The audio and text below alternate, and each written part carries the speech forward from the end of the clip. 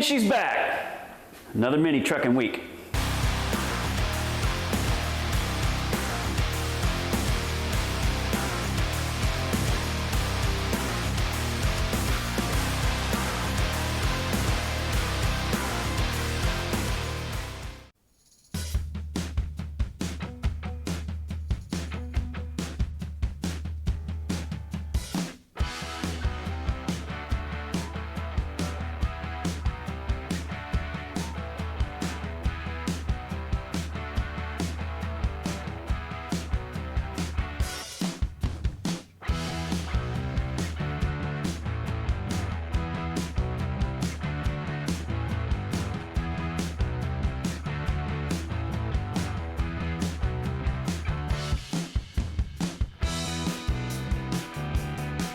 We've got it back from CarFix. Everything's looking really good. We're able to get the triangulated 4-link under it. We got the bed frame built. We got the sheet metal cut for the top of the bed frame. We've got a storage section in the rear that we've got finished up. And when we film those episodes, we film them in a day and a half, which if you think about real world work time, that's pretty crazy with the amount of stuff we're doing. So a lot of times when I get them back, I do have to go back and critique a few little things like the upper 4-link bars. We're able to get everything in there like I wanted it, but the upper bars are at a little bit too much of an angle. So we're gonna go back and recut those brackets and get them exactly how I want them to be. Just kind of part of it when you're doing it that quick. We were able to get it in, show how it's done, get it functioning, get it working, and all that kind of stuff. I also cut my first windshield. So I was pretty excited about that.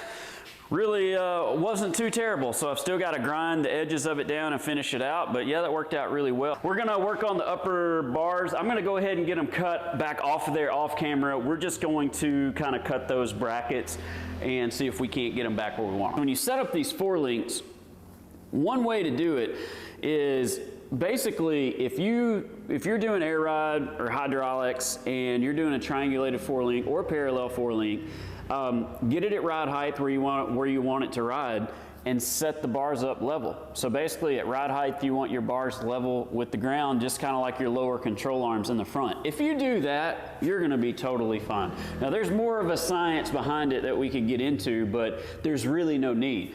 Set them up level, you're going to be totally fine. Now on the triangulated part of it, you want to be, they say 40 degrees from the center line of the vehicle is what you want the angle of those top bars to be to prevent any side-to-side movement. You can get away with going to 30–35%. If you look at the race cars, they're in the 30s because there is so much movement, you need to limit the amount of binding in your bushings. So we're at a little bit on the lesser end of that, which has always worked out really well. So let's get these cut, see if we can straighten them up and get them back into place.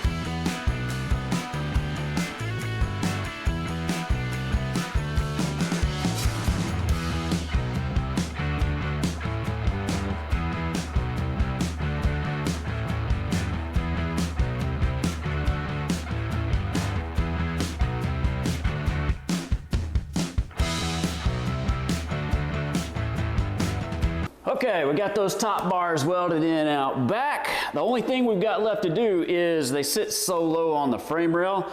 I'm gonna make a cut on those and we're gonna plate the bottom where the bottom side will be welded up to the frame, but I've gotta cut those plates on the plasma table, so hopefully we can get to that here pretty soon. But for now, I wanna hop up front, see if we can fit the engine and trans, because if we can get engine mounts built, we can get the trans all figured out and everything into place, man, we're getting close to building floors, body mounts, getting everything buttoned up so we can get on to some of this rust repair, body work.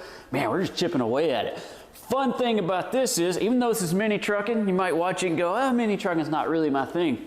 This stuff applies to any custom build you're gonna do. I mean, it's pretty much the same stuff. You're just doing it on a different platform, right? So let's see if we can get the Ecotec in here. I've got to drop the oil pan back off of it because we're gonna run that Miata swap pan that moves the tank toward the front. Know the dimensions of that, which means we can just fit it for now without the pan on it.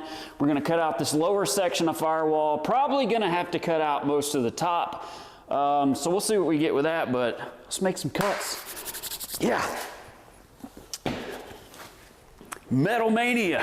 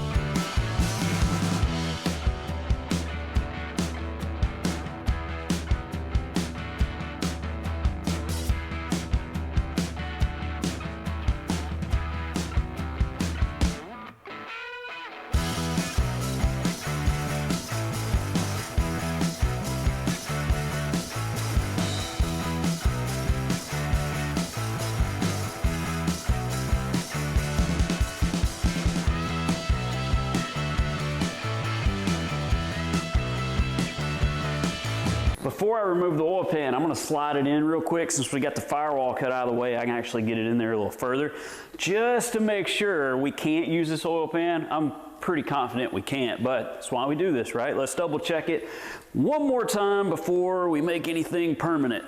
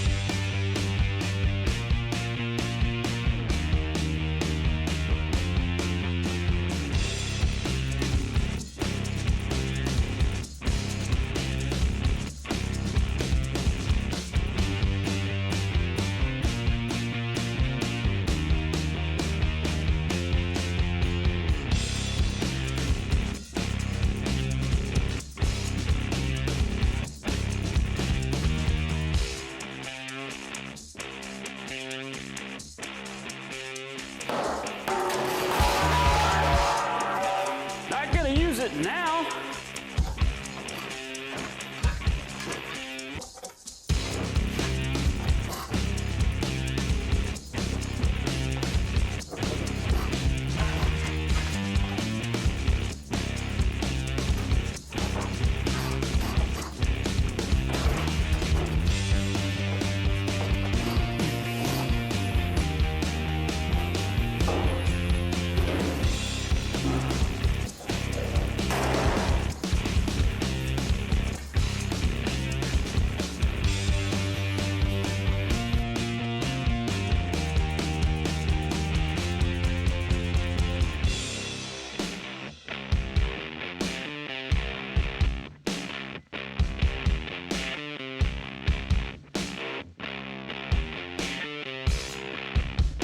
All right, guys, thanks for watching. So I actually filmed this video quite a while ago. This was right before we started to move into the new shop, so I had to stop working on the Datsun. I had to get the shop finished so we could get into the shop and start working. So now that we've been in there and we're working, we've got a couple of cars finished up. We just got the 49 Chevy finished up and out.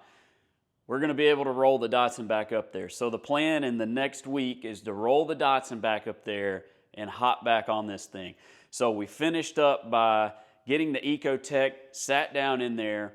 What I've figured out since then is I don't think I'm gonna run that Miata oil tank. Now, if you've watched any of these, doing an Ecotec swap in a Miata is a very popular thing, I found out. I didn't know that.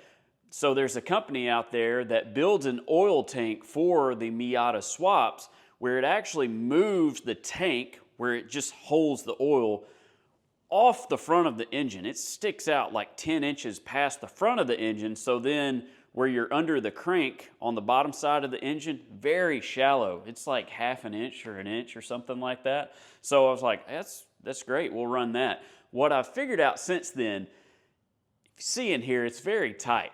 Everything is, man, jam-packed in there.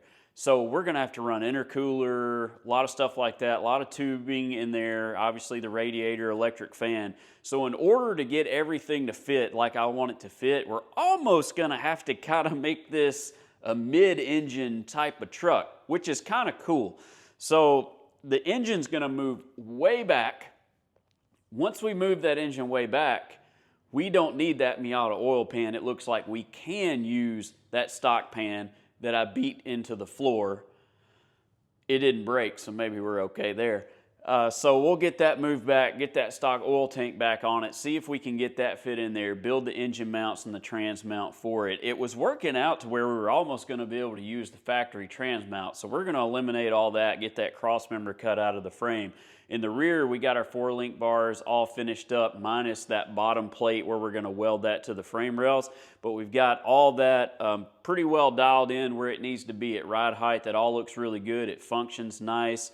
No binding on any bushings. As good as we could ask for back there. So we've got a lot of it done. We've got it aired up and down on its own. So we're gonna get this thing rolled up there next week, see if we can start to position that engine where we want it to be. See if we can't start building the engine mounts. Once we do that, I think we're getting close to where we can do a lot of cleanup work in here and then maybe start building the firewall and the floor. We got to cut the rest of that firewall out up there too. But anyway, not a long one today, but decent amount of progress. We've got it where it's moving on its own and everything's looking great. So I'm happy with where it's at. I'm super excited to get back on this one. I know you guys are too, because I get a lot of feedback wanting to see this truck. We definitely appreciate all the comments, all the support. We really appreciate all the support you guys heading over to the website and picking up shirts. You guys have been killing it on that. We appreciate that very much. We've got quite a few shirts over there. Go check those out. And also, don't forget, if you watch this whole video, I'll know now, because if you enter the Vim Tool giveaway, it's super easy. Just comment below Vim Tools, and you have to be subscribed to this channel. So if you're subscribed to this channel and you comment Vim Tools on any video, we're keeping track of that. That enters you to win. If you want a second chance to win, head over to my Instagram or Facebook page and find the giveaway post and just follow the instructions there. It's super easy. But it's 2 master socket sets, a 1/4-inch drive and a 3/8 drive. Super cool tools. I know you guys will love them, and they're free. All you gotta do is enter to win. All right, guys, appreciate you guys watching. Had fun on this. See you on the next one. There's a lot more coming on this one.